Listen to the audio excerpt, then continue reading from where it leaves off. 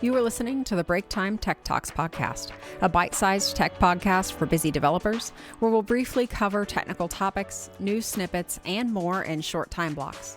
I'm your host, Jennifer Reif, an avid developer and problem solver with special interest in data, learning, and all things technology. Today marks 8 years working at Neo4j, all of which as a developer advocate. I'll cover a few highlights of my tenure here so far, and then I'll dive into details on the projects I'm currently working on. From upcoming events and preparation to continuing writing the new Java book to leveling up some skills, this episode will focus in on things I'm most excited about right now. Then, have you ever run into problems working with an object graph mapper and feel that there should be a better way? Stay tuned to hear about an article that introduces exactly that, potentially reducing overhead and providing better performance for certain applications. To start us off, I want to do a nice recap of the last 8 years at Neo4j. First is when I started, I did not have experience as an advocate. It was relatively new to my wheelhouse. However, I had some relevant skills and the motivation, and that is what I really see in the tech industry, specifically in advocacy as well, and that so far is continuing to happen. We'll see if that changes. But the experience is relatively optional. Now, of course, the more experience you have, the better that looks, but not having direct advocacy experience doesn't always mean that that's not a possibility for coming from a developer background or some other technical background. Really what it comes down to is, or what I felt was one of the best translatable skills, is the willingness to learn and adapt, which, by the way, I'm still doing even to this day after 8 years in. What started as, I'll see what I think of this advocacy thing, has really turned into a fun and very challenging pursuit. When I started, I had very little, no knowledge of Neo4j, and I ended up building a couple of things, some examples, and reading up as much as I could before I went to actually talk to interviewers and some folks at Neo4j. And that worked out really well. I ended up getting the position, and the first week, they wanted me to come out to meet the team. The whole team was going to be in town for a conference. So I met them there, and then, oh, hey, while you're here, why don't you co-lead a training session, a half-day training with one of your colleagues in the office there as well. I spent the whole time on the flight reading through the Intro to Graph Databases book and caught up to speed as much as I could, met the whole team at the conference, and co-led the half-day training with my colleague. The really nice thing about this is, yes, I was very, very new, and I didn't really feel qualified to teach, but with a well-respected, very knowledgeable colleague standing right there, I knew that I couldn't fail and I couldn't completely mess up. Even if I said something a little bit that wasn't correct, or I kind of went down a path that wasn't the best way to approach things, that colleague could guide me and kind of wheel it back around and go, oh, no, actually, this is the way it works, or here's why, and go into a little bit more depth and fix any mistakes that I might make. So it was a trial by fire, yes, but it also meant that I really couldn't just completely fail on stage, right? I had backup support there or help to keep things on track. Then I spent the first year up to 2 doing a learn fast in public approach. This meant that I really feel, even still to this day, that one of the best ways to learn things is to have to present on it, to be the expert on it. You're having to teach others in that topic area or that specific aspect. You learn things really well, really deeply, and really quickly in order to do that. That was my approach when I started as a developer advocate at Neo4j. I will learn as much as I can about the product very quickly, and do that through presenting and meeting the community, developers, technical folks, and other Neo4j folks as well, to come up to speed in a lot of these different areas. And that worked really well, of course, until the pandemic hit. And then things shifted a little bit. But at that point, and even still to this day, I'm still working on the balance of diving deep through long focus blocks. And that means you can't travel constantly in order to get those very long focus blocks to dive deep and dig into technical meat on something.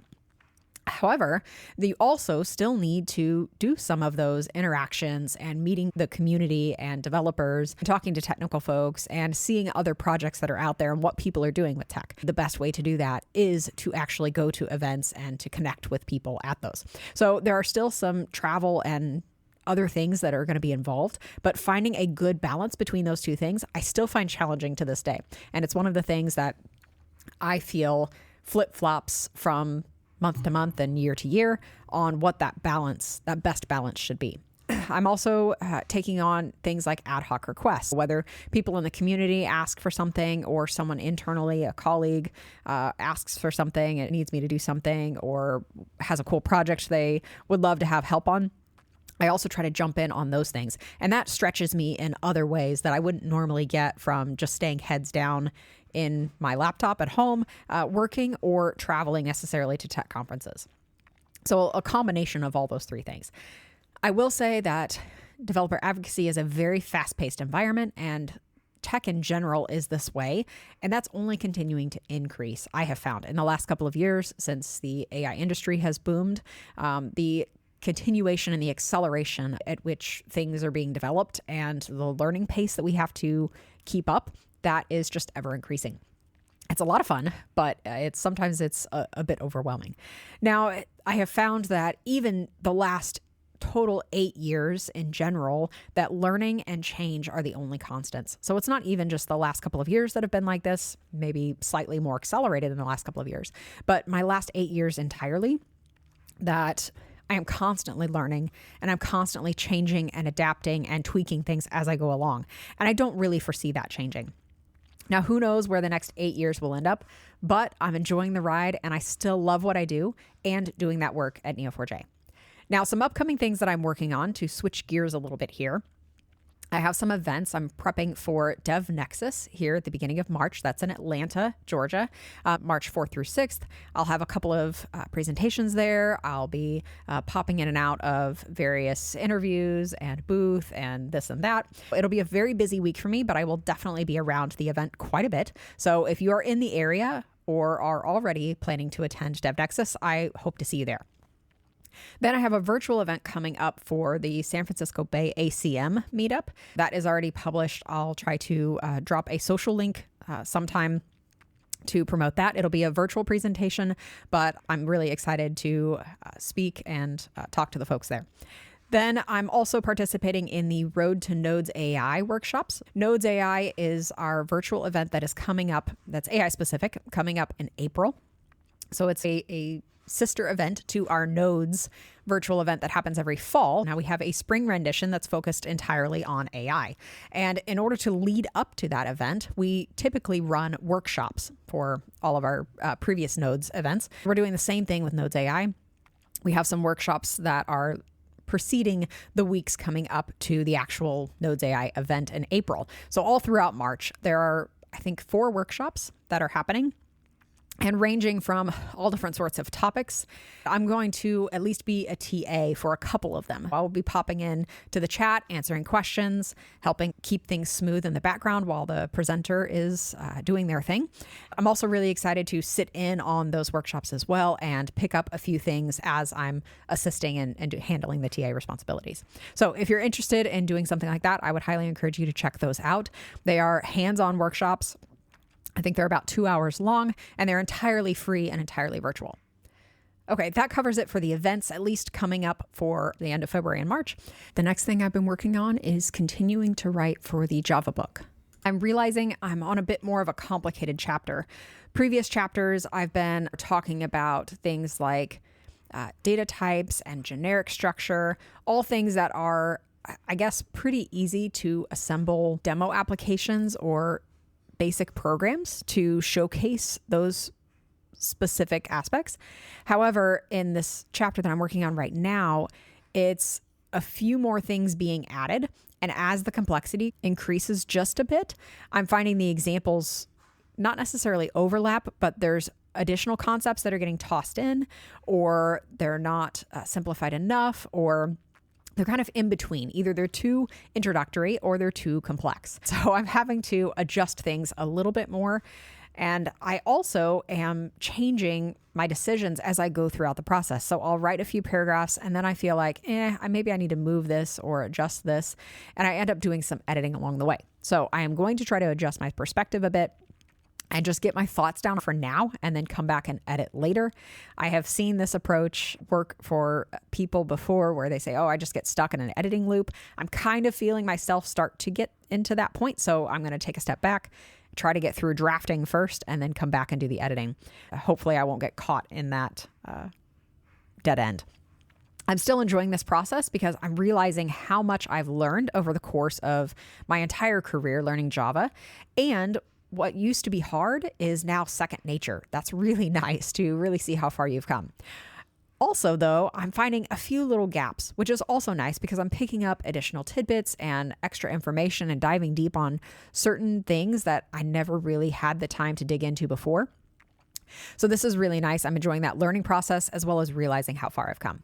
That's one of the things I love most about teaching and advocacy and writing is that they force you to pick up small details and the inner workings of things that are easily skimmed over when you're doing the day-to-day of just writing code.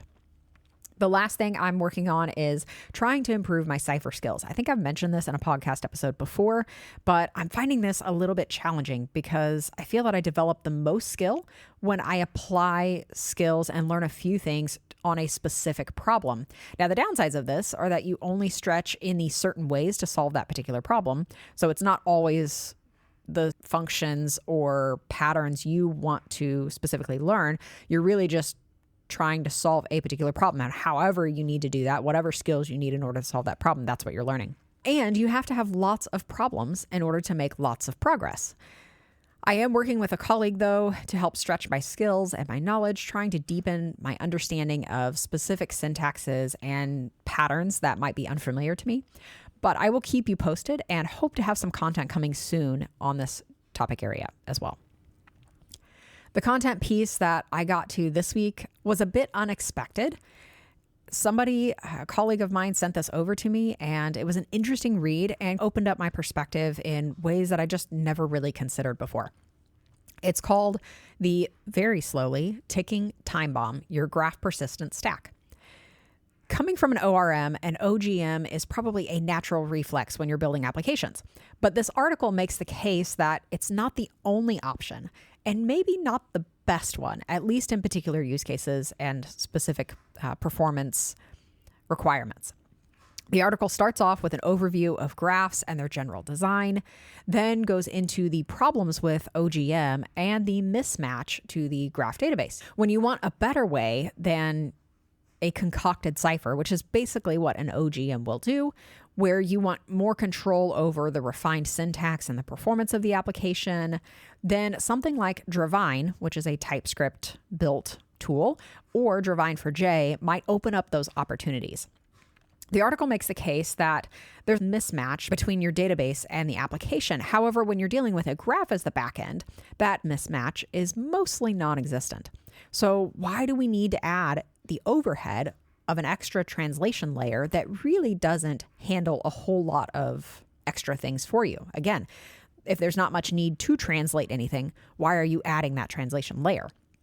The article goes into the details on how the non-OGM approach works and various options that you can get within it. So for Dravine and Dravine for J, there's some JSON syntax, there's persistence manager, graph object manager, type safe DSL. You can control traversal depth. You can work with Cypher and handle the maintenance a little better, saving data, the snapshots, recursion, and a few other things in there as well. Lots of different avenues that this will cover and show you kind of how it all comes together.